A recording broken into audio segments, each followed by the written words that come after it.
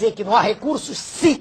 Uma parte dos juros é reinvestido na dívida. Veja que coisa estranha. Quanto mais se paga, mais se deve. Salve família Encarando, aqui quem fala é o Davi. Seja muito bem-vindo ao nosso humilde canal. Família, esse é o vídeo que eu considero deste ano sobre política mais importante que nós estamos postando esse ano, ok? É o vídeo mais importante. Tanto é que você já viu o tamanho dele e eu vou dividir ele em duas partes. Ele é um documentário de 1 hora, mais de 1 hora. Então eu vou dividir ele em duas partes para que você possa entender e absorver bem a informação. Um vai sair agora, né, que você vai assistir agora, e o outro amanhã.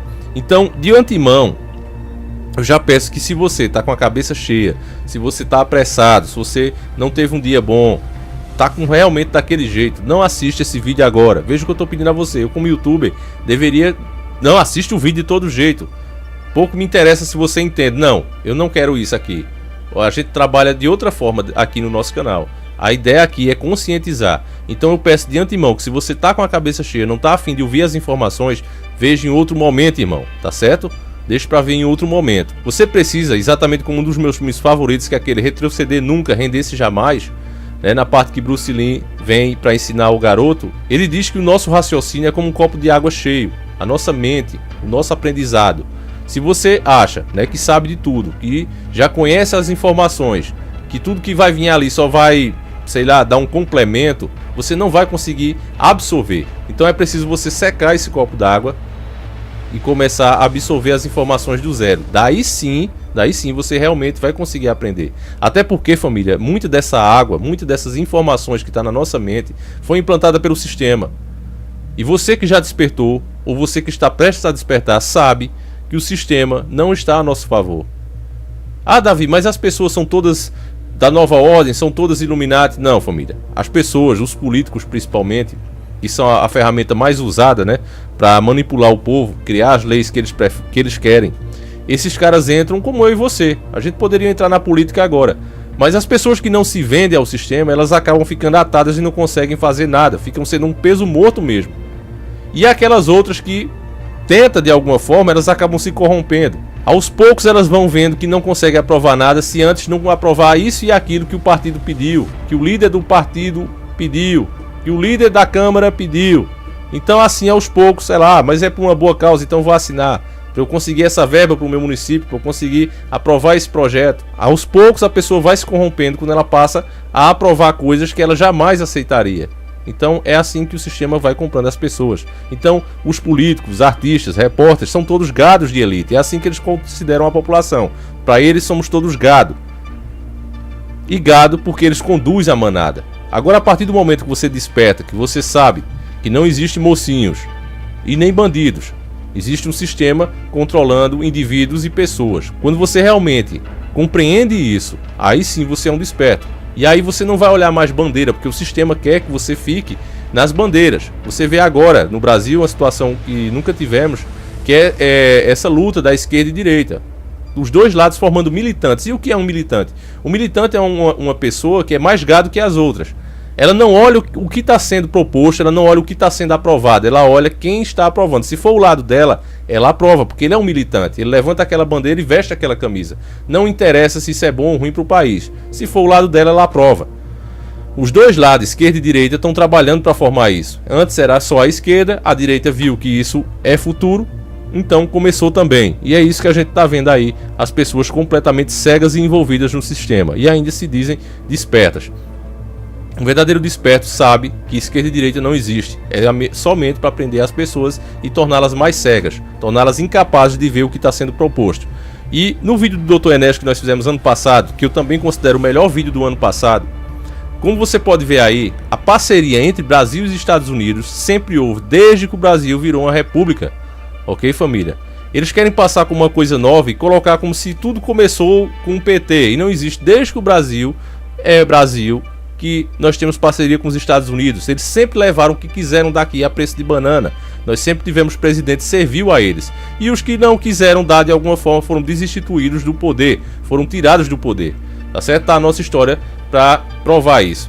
E na história mais recente você vê aí o FHC e o Bill Clinton, chamado inclusive do garoto de Washington, vivia lá com eles, entregou tudo que pôde no seu governo para eles. Depois vem o Lula, chamado de o cara por Obama. Ô Davi, mas o Lula não estava dando para os comunistas? Tava, mas nunca deixou de dar também para os americanos. Os americanos sempre fizeram o que queriam aqui. A relação, não adianta vir com essa. A relação de Lula com os Estados Unidos, na época dele, sempre foi boa. E é a mesma coisa com Dilma. Dilma também vivia em Washington o tempo todo.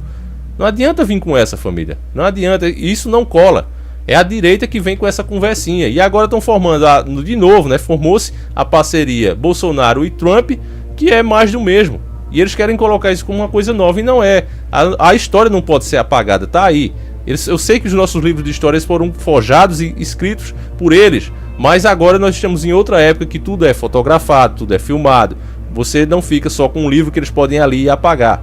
Você faz parte da história agora. Então, família, esse documentário ele vai mostrar bem claro isso, porque uma coisa que todos os nacionalistas levam logo o nome, nacionalista de verdade, como o Dr. Enéas, por exemplo, eles são logo taxados de louco. Você vê, o Cabo Daciolo, por exemplo, foi ridicularizado, porque primeiramente é esse o primeiro ataque. Eles ridicularizam você e depois realmente partem para cima para te desmoralizar. O Cabo Daciolo insistentemente falou em um vídeo recente, inclusive nós mostramos aqui, que o Bolsonaro deveria pedir auditoria da dívida pública urgentemente. Veja quando ele falou, se você não se lembra, dê uma olhadinha aí. Quero fazer um pedido, presidente Bolsonaro, por gentileza, tire essa reforma da Previdência, pare isso, entre com uma auditoria da dívida pública, bota dinheiro para dentro da nação, vamos transformar a colônia brasileira em nação brasileira, não dá o povo não entrega o povo não, não entrega não. Um estava entregando para a China, lembra que eu falei? PT estava ali trabalhando, entregando para a China. O outro, lembra que eu falei que ia entregar tudo para os Estados Unidos? É o que está acontecendo. Pô, Davi, por que Cabo Daciolo falou nessa auditoria? O que é que isso se trazer de bem? Você vai ver no documentário, irmão. Agora eu já te digo de antemão, jamais um Bolsonaro, um Lula da vida vai pedir isso, porque eles servem ao sistema. E fazer isso é desmascarar o sistema e provar o que eles já sabem. Todos eles já sabem. Os políticos falam em apertar seu salário, em cobrar mais impostos, tudo, mas menos em parar de pagar essa dívida ou renegociar esse juro. Eles jamais vão fazer isso, porque eles são pagos justamente por esse sistema. O Cabo Daciolo deixou bem claro isso, mas as pessoas ignoraram, levaram o cara como um louco. É isso que acontece com os nacionalistas. A mesma coisa fizeram com o Dr. Enéas. Mas o Cabo Daciolo disse, tem um grupo ali financiado pela China, tem outro grupo ali financiado pela Rússia, tem outro grupo ali financiado pelos Estados Unidos. O que não tinha ali era ninguém, tirando o Cabo Daciolo, que praticamente não tinha chance, a gente sabia disso, não tinha ninguém ali lutando de fato pelo Brasil. Todos os grandes estavam lutando por quem patrocinou as suas campanhas. E o que os nossos presidentes fazem lá, como visita, não, eles não foram fazer visita, na verdade eles vão lá prestar conta aos seus patrões que financiaram suas campanhas. Tá certo, família? É assim que o sistema globalista vem conseguindo controlar o mundo todo. E nesse documentário isso vai ficar claro. Então, como não há tempo a perder, pegue agora mesmo a sua vitamina de banana com queijo coalho assado no pão e vamos iniciar o nosso quadro.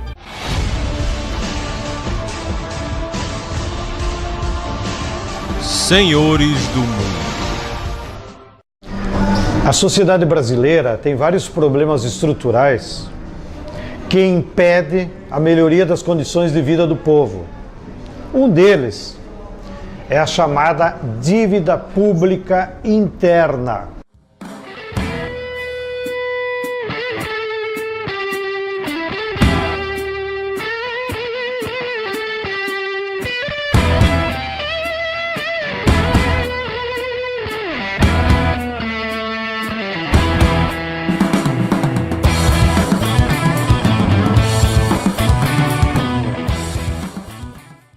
Eu entendo a dívida como sendo uma forma de escravização das pessoas físicas ou jurídicas que aceitam uma dívida. Quando se fala em dívida pública, muitos se perguntam, né, que dívida é essa?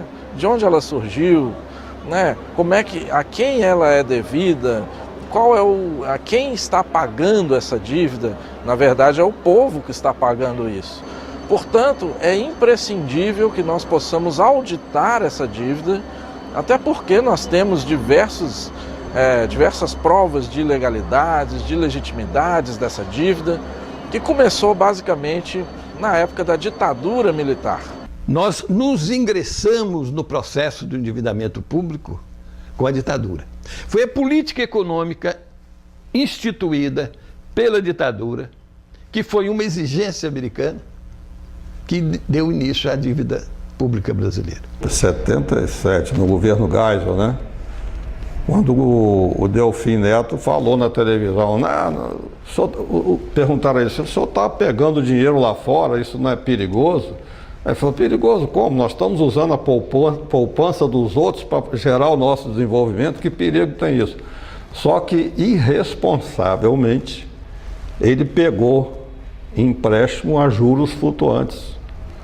Pegou empréstimo a 6%, permitindo que a taxa variasse ao bel prazer dos Estados Unidos. E os Estados Unidos levou esse juro para 23% e quebrou o Brasil e todos os países latino-americanos. Os juros flutuantes, que é um crime em que a Convenção de Viena declarou que é criminoso o juro flutuante, elevou os juros da nossa dívida de 5% para 20%. Aí havia uma escolha, né, que era sentar na frente dos credores e dizer: vocês estão completamente ilegais em termos da legislação internacional, vamos fazer uma renegociação radical, né?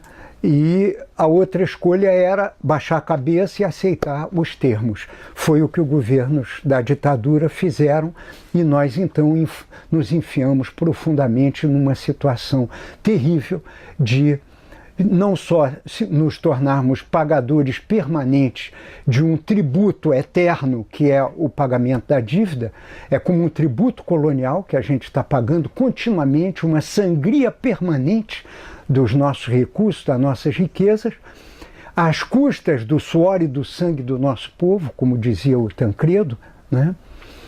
E, ao mesmo tempo, a gente se tornou exportador líquido de capital, que é outra coisa gravíssima.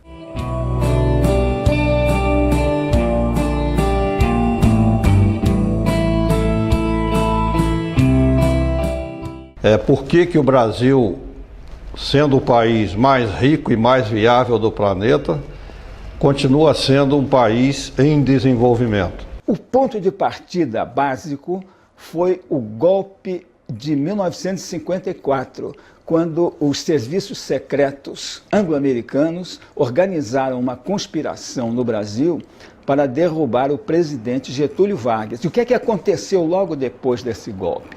Aconteceram modificações na legislação de capitais estrangeiros, oferecendo subsídios incríveis para que as empresas transnacionais viessem a ocupar como ocuparam e cada vez mais totalmente os mercados e a produção no Brasil.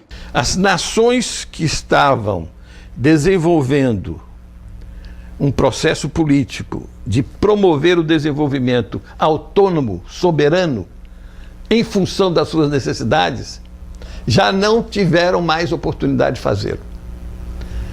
O projeto de Getúlio Vargas foi por terra. A importância das estatais está em que elas contribuem para que o governo tenha uma autonomia de gestão. Um país que todos os setores estratégicos estejam entregues aos estrangeiros, ele não consegue ter gestão sobre a sua economia. Nós não temos mais indústria de base. A indústria de base foi privatizada também, praticamente toda ela, a começar pelo aço.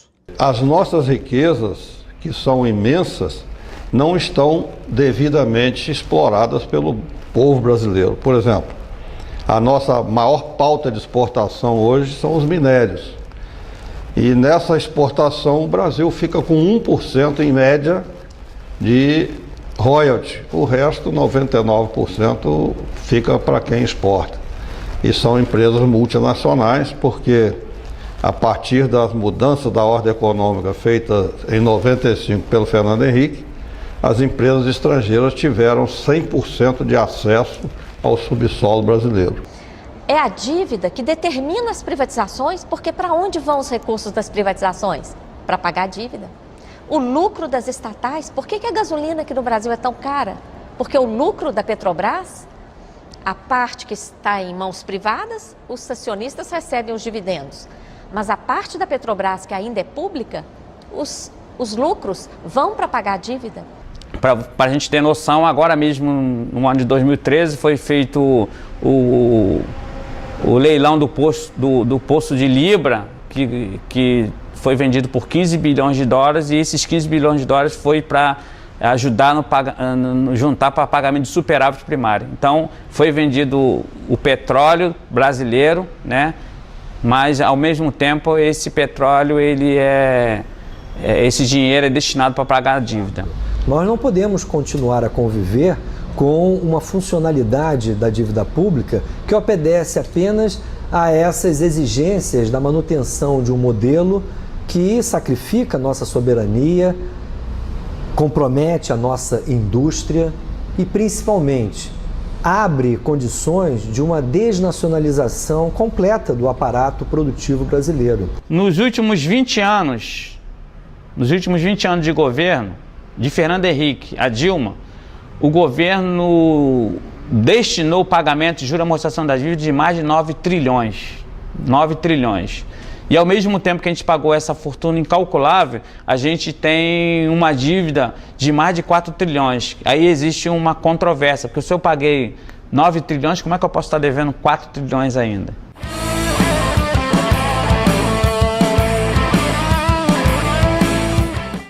A dívida pública interfere em toda a economia do país, não é? Ela, além de representar uma subtração brutal de recursos do orçamento a cada ano, ela ainda pauta a política econômica do país. A principal meta que nós temos hoje no nosso país é a meta de superávit primário. Toda a economia do país fica refém dessa meta.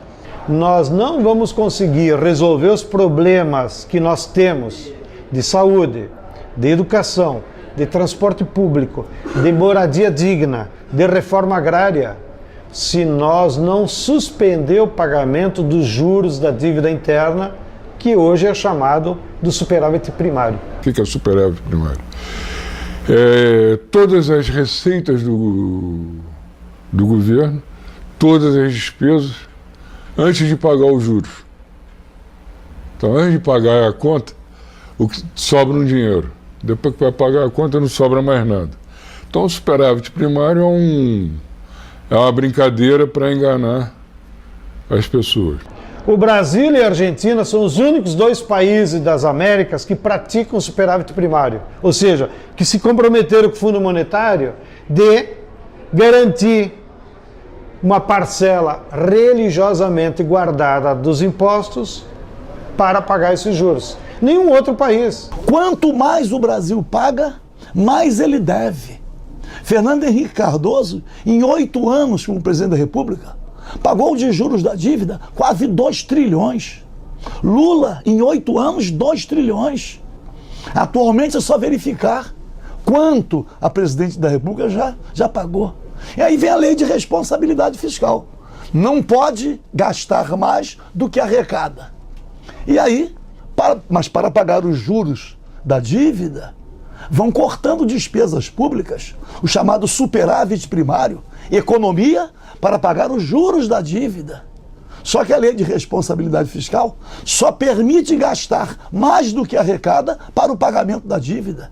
E mesmo assim, paga os juros e continua a cada dia devendo muito mais. Um país que paga por ano 42,42% de juros de sua dívida pública e diz que tem um superávit para pagar, que está muito bem, obrigado, porque tem sobra. Superávit é sobra. Não nos sobra nada.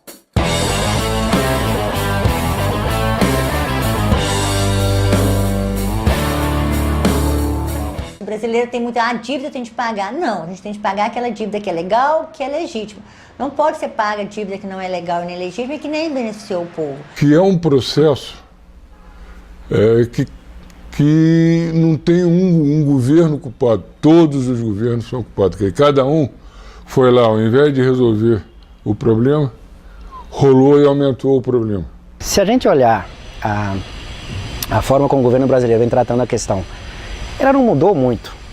Desde o segundo governo Fernando Henrique, olha que já passamos por 2 governos Lula, estamos no governo Dilma, em eleição para Ou um novo governo Dilma, ou um outro candidato, não importa. Mas a condução é a mesma. Primeiro, não se discute o não pagamento. Não se discute a auditoria. Reconhece-se o estoque da dívida e a forma como ela foi montada.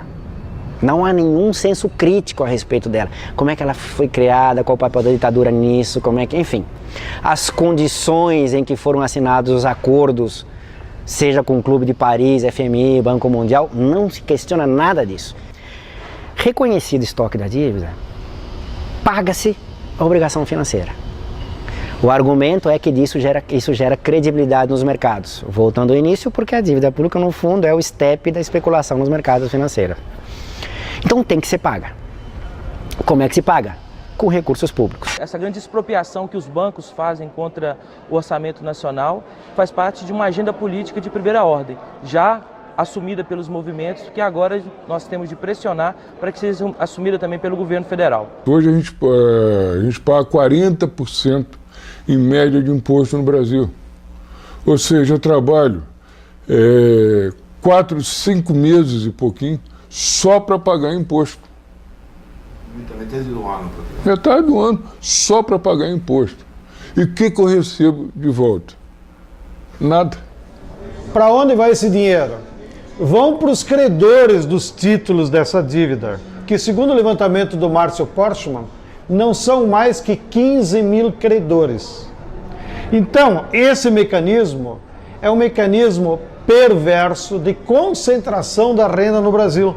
Então, vocês podem imaginar, 200 milhões de brasileiros pagam imposto, 30% desse imposto, em vez de ir para a educação, para a reforma agrária, para a saúde, vai para os juros da dívida interna, vai para 15 mil famílias, que acumulam esse dinheiro e ficam mais ricos. Compram apartamento, recompram dólar, fazem qualquer coisa. Ou seja, o orçamento público, que inclui os impostos que todo brasileiro tem que pagar, ao invés de ser destinado à educação, saúde, habitação, transporte, entre outros investimentos sociais que ajudariam a vida dos habitantes do país, vai para pagar dívidas com bancos milionários que enriquecem às custas da pobreza da população. Assim, quem está rico fica mais rico e quem está pobre continua pobre. Na década de 80, nós devemos ter pago aqui na América Latina cerca dos 500 bilhões de dólares, por uma dívida gigantesca, mas sobretudo por causa também da taxa de juros extremamente elevada que nós pagamos nesse período. Então a dívida pública ela tem um salto astronômico. O Sarney chegou a instaurar a CPI dos bancos. Não durou mais do que algumas horas. Eles conseguiram imediatamente retirar assinaturas que eram suficientes para dar continuidade. Você vê o poder que essa gente tem, que os banqueiros têm. No governo Sarney, não consegue nem continuar pagando os juros de amortizações e aí tem uma moratória obrigatória porque o país não tinha reserva suficiente para continuar pagando os juros da dívida. Quando houve a inadimplência, não por decisão soberana, senão porque não havia um centavo de dólar para pagar coisa nenhuma. E a economia mundial estava sendo alimentada pelo endividamento público. A primeira coisa que Fernando Henrique fez nesse campo, além das privatizações e da abertura do mercado para o capital estrangeiro, foi transformar a dívida externa brasileira em dívida interna. Comprou os títulos dos estados e municípios e foi nacionalizando, ou melhor, federalizando a dívida pública brasileira. O governo Fernando Henrique tinha um processo de desnacionalização da Petrobras. Chegou até a colocar o nome de Petrobrax para facilitar a pronúncia dos compradores estrangeiros. Desde 1994, o Brasil convive com uma combinação de situações extremamente perversas, particularmente a combinação de juros muito elevados e, ao mesmo tempo, de um dólar barato. Esse foi o caminho encontrado principalmente pelos bancos e multinacionais para a estabilização da economia do país, do ponto de vista monetário. Mas as consequências que isso gera, do ponto de vista, em primeiro lugar, do orçamento público da União, são gravíssimas. Essas consequências comprometem hoje quase metade desse orçamento com pagamento de encargos financeiros. O que é a lei da responsabilidade fiscal? É que nós temos que ter responsabilidade de ser bons pagadores, entendeu? Mesmo à custa das nossas riquezas. A Margaret Thatcher, já na década de 80, 90, ela dizia assim, se um país não tem condição de pagar sua dívida, que venda suas reservas, seus minerais, que venda suas terras, que venda tudo, mas nos pague. Ela teve a petulância, a coragem de dizer isso. E acontece que o governo Fernando Henrique seguiu à risca essa proposta.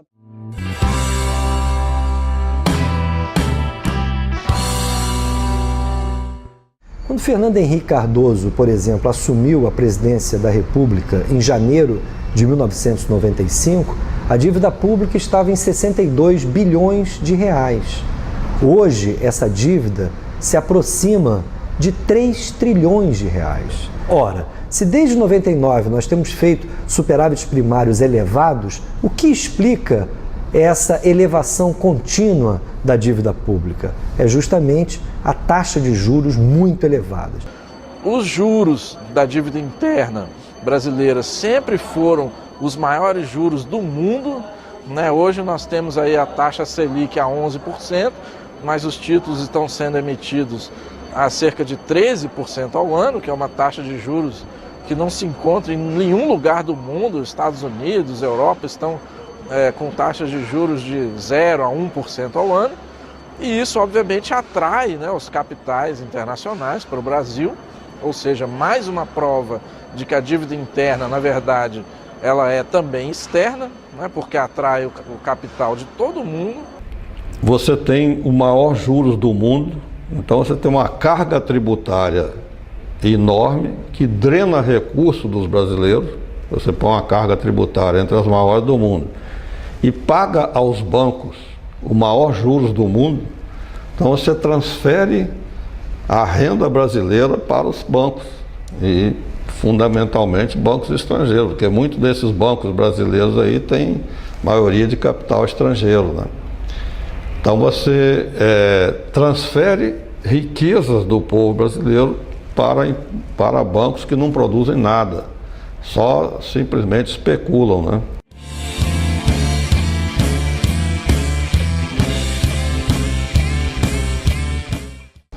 Acho eu que é impossível você tomar de volta qualquer dinheiro de banqueiro.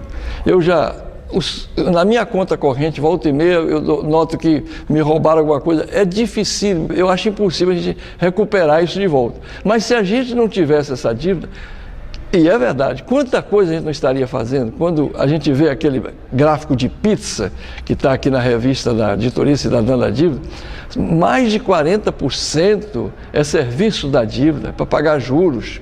Mais de 40% é para você, então, engordar quem já está rico. Banco, para dizer simples, o que é um banco? Um banco é uma instituição que empresta porque pegou emprestado. Banco é basicamente isso. É o que fazem as pessoas com esse dinheiro. Quer dizer, para que serve praticamente esse dinheiro? Não é?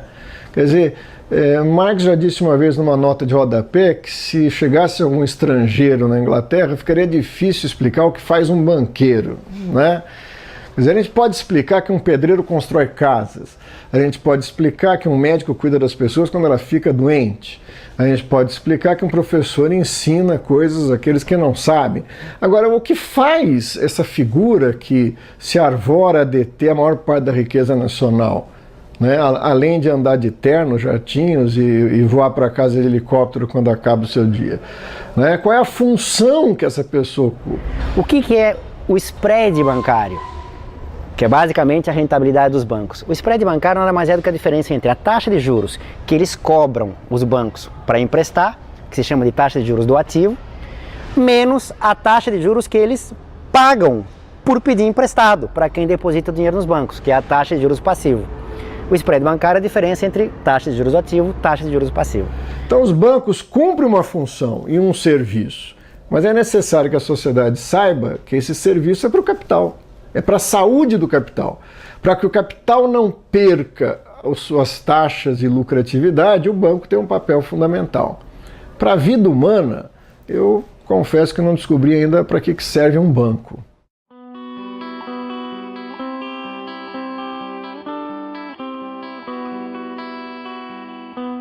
Na Constituição de 1988 estava previsto uma auditoria da dívida pública brasileira. A Constituição brasileira, por exemplo, determinou que o Congresso fizesse uma auditoria para saber o que é ilegal, o que é impossível de cumprir. E até hoje o Congresso não a fez. Apesar de a Constituição ter sido votada em 1988, com prazo de 1 ano, até hoje não a fizeram. Nós recorremos, através de um recurso muito bem feito, através do presidente da OAB, ao Supremo Tribunal Federal, e isso encontra-se há muitos anos engavetado. Existe na própria Constituição a suspeita, no artigo 166 da Constituição, de que houve uma fraude nesse artigo. O que acontece em 88 com relação especificamente à dívida pública? Acontece o seguinte, uma fraude perpetrada com a introdução de um dispositivo na Constituição que nunca foi sequer discutido nem votado. Foi uma fraude grosseira no artigo 166, parágrafo 3º, inciso 2, em que introduziram esse dispositivo, ou seja, privilegiando o serviço da dívida no orçamento. Então, a dívida no orçamento nem é discutida, ela passa direto. Na Constituição de 88, ficou claro que não podia ter taxa de juros superior a 12%. Isso ficou para ser regulamentado mais tarde. Até hoje, o pessoal já esqueceu, está lá na Constituição. Então, é absurdo o que se faz. Tem interesse, tem banqueiros que têm interesse nessa taxa de juros. Não se explica para onde está indo o dinheiro. E cada vez mais nós vamos numa bola de neve.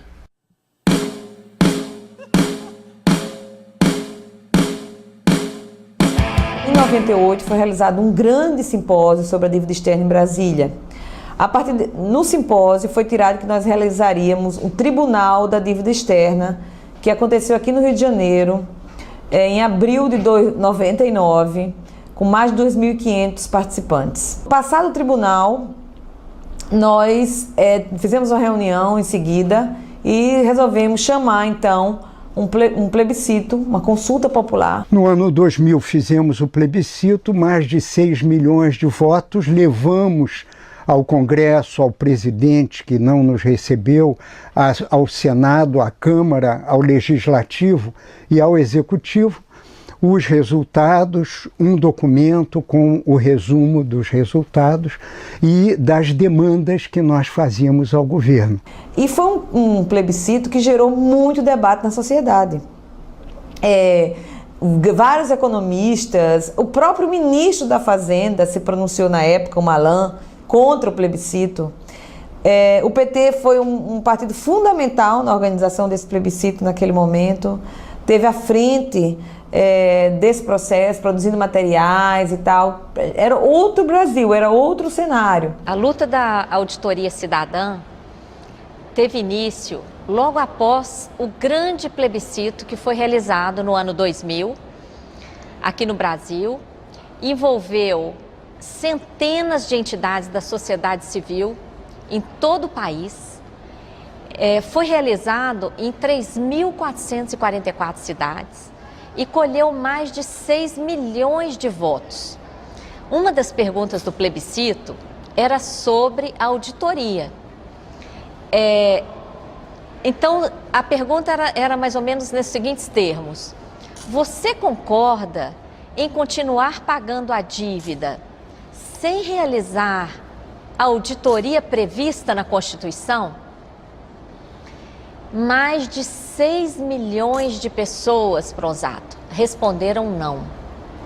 Ou seja, as pessoas queriam que se fizesse uma auditoria para que se soubesse que dívida era essa.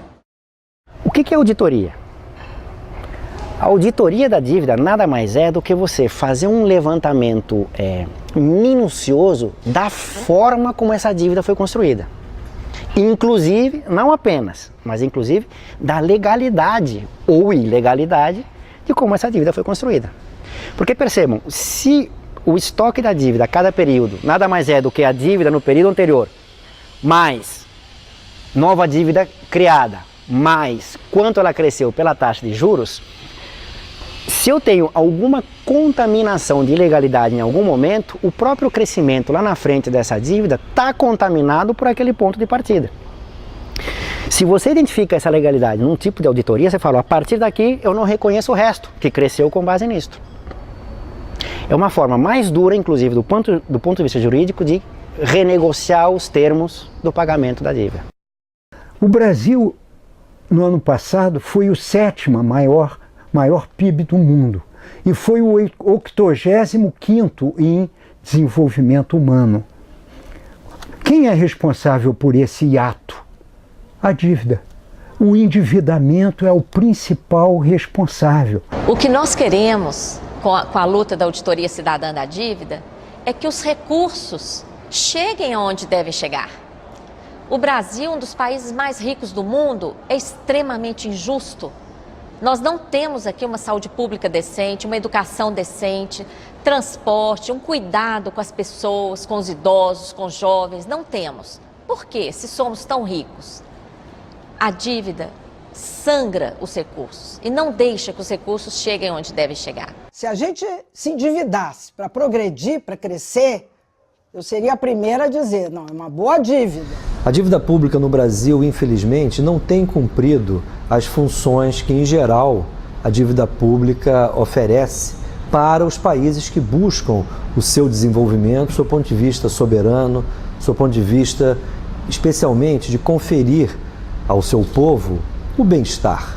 Aquela ideia que, em geral, a sociedade tem, que a dívida seria um instrumento de financiamento, que a dívida corresponde a um recurso recebido pelo país e por isso tem que ser paga, há décadas não tem sido assim no endividamento público, tanto interno como externo dos nossos países. Nós chamamos isso de sistema da dívida. É um sistema com várias engrenagens. Esse sistema corresponde à distorção da utilização do endividamento público, de tal forma que ele deixa de ser aquele instrumento teórico de financiamento do Estado e passa a ser um mecanismo de subtração de recursos públicos. Porque, na realidade, o que está sendo feito no Brasil é dívida para pagar dívida. A dívida é uma coisa que às vezes é necessária para um governo, ela é. Ninguém descarta que uma dívida não é necessária, mas a dívida tem que ter uma contrapartida de serviço, não existe. O que está acontecendo no país é que, como o Brasil não consegue pagar os juros, ele cria mais títulos e paga, e é por isso que a nossa dívida cresce. Porque se houver, em qualquer economia, quando você tem uma amortização de uma dívida, a dívida tende a diminuir, não a crescer. Se você está fazendo amortização, nós estamos pagando em dia, como é que a nossa dívida cresce? Porque, na realidade, o que está sendo criado é dívida sobre dívida.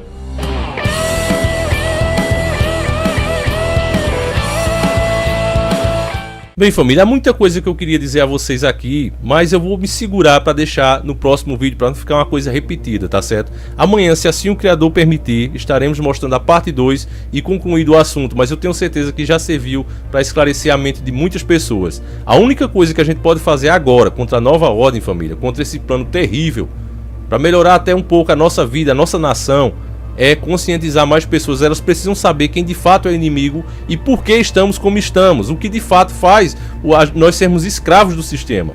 É preciso as pessoas saberem, compreenderem isso, e a única forma de fazer isso é elas despertando, sabendo as informações que nós sabemos.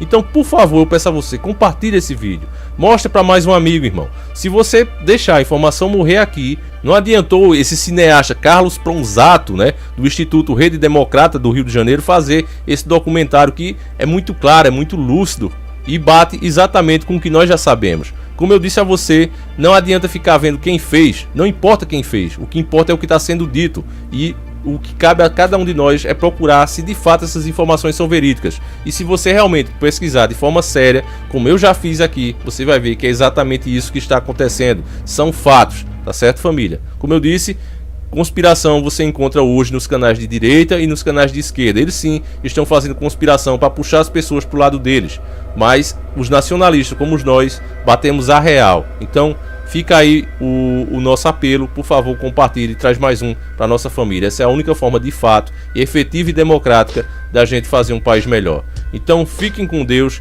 que o nosso Criador acompanhe e proteja cada um de vocês e sempre encarando o sobrenatural.